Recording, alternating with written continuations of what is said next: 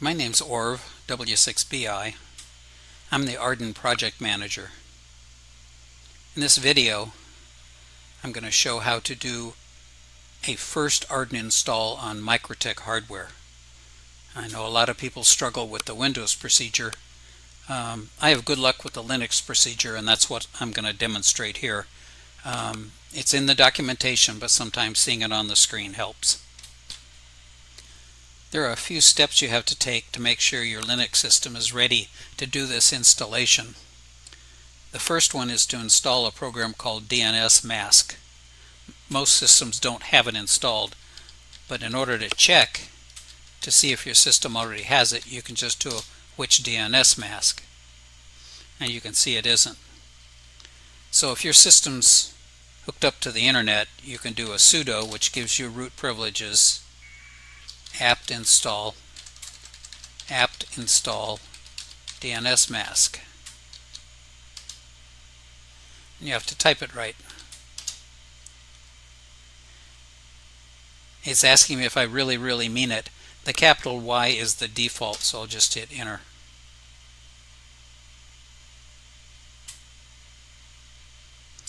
So if I recall that which command, you can see it's now in /user/sbin. So we're done. The other thing you need is a TFTP directory. Historically, Linux systems put them at the top level directory, which is called /. So if we do an ls-l, which is just the Linux equivalent of a dir command of the top level directory, you can see there's no TFTP directory here. To make a directory, use make-dir TFTP, and it tells me to take a hike because I'm not root. So I go to the beginning, do sudo make-dir TFTP, and we look up there again.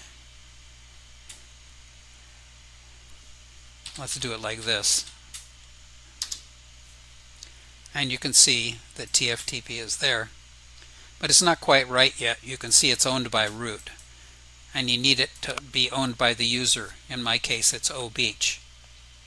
So the command you use for that is chown obeach.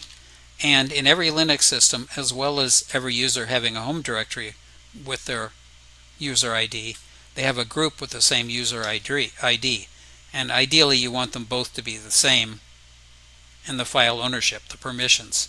So you just type that again, /TFTP. Now if we do an ls-l, here's our TFTP, and you can see that it's owned by me. It's one last thing to do. You need to set your IP address on your system to static IP. By default, most systems come with DHCP. You could change it from DHCP to static via the command line, but it involves editing one or more configuration files, and it's not easy. So use the GUI. Like I said, I'm using KDE Plasma, and I'll go through it here. If you're using GNOME, it'll be something different, but it won't be too bad. You'll notice I have wireless going to my house for my internet access. I'm going to turn that off, and I'm going to use the wired connection. My system has two wired connections, two Ethernet ports. Click here and configure it. You can see there's two wired connections. Well, the one isn't showing because there's no cable plugged into it, but the first one is here, and that's the one we're going to use. Go over to IPv4, and I'll set it to manual. You notice it already is, but it didn't care because I was running wireless. But make sure yours is changed. I'll do an ifconfig. The same command in Windows is ipconfig. But if you go up here, oh, yeah, forgot to turn it on so it's visible. I'll do that again. And here you can see this IP address. This is in the same subnet range as the DHCP server is, and we'll get into that in a minute. But the DHCP server is set for 110 to 200. And we'll talk about that in a bit.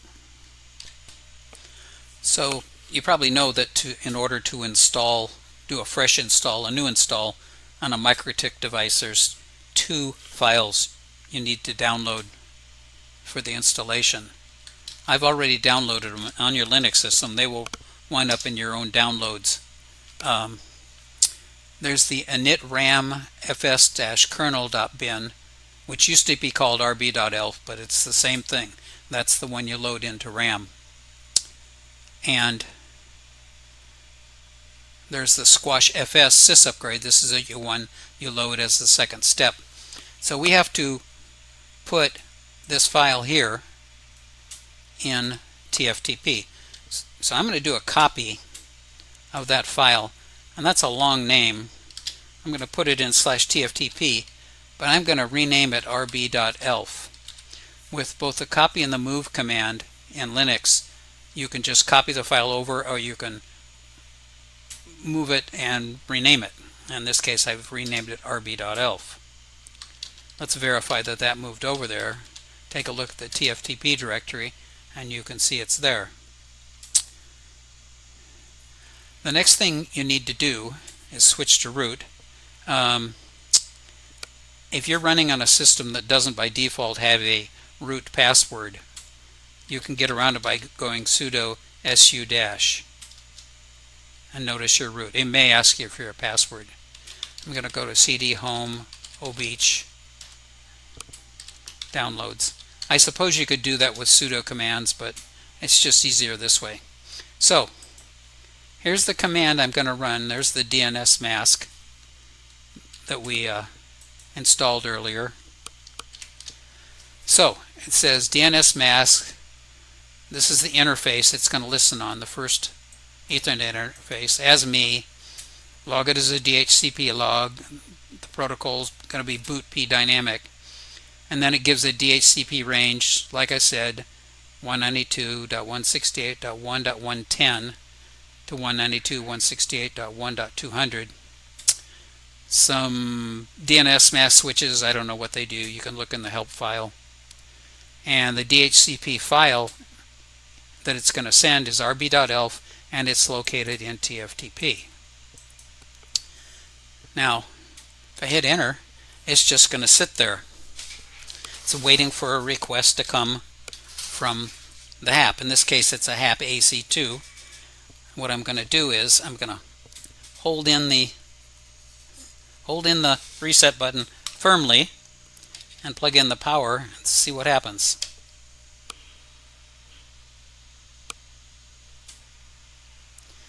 It should wake up, it should request an IP address, and it's been told to request a boot file, and we'll hope that something happens here.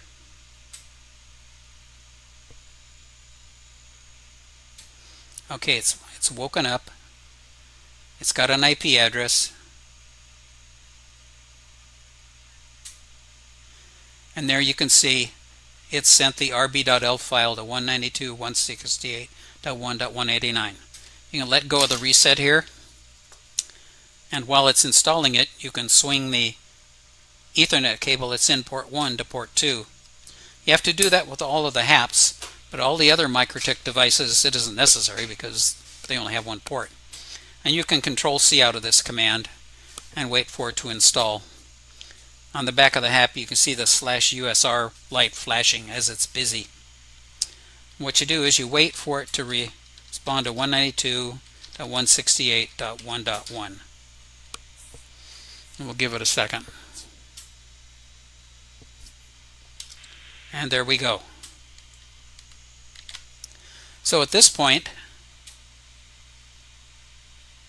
you can open up a browser and go to 192.168.1.1, and from here on it's exactly the same as the Windows.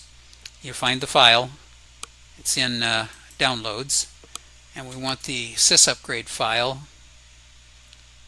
Open it and let it install. At this point it will come back up to the usual Mikrotik, I need a host name and a password, and should be smooth sailing from there.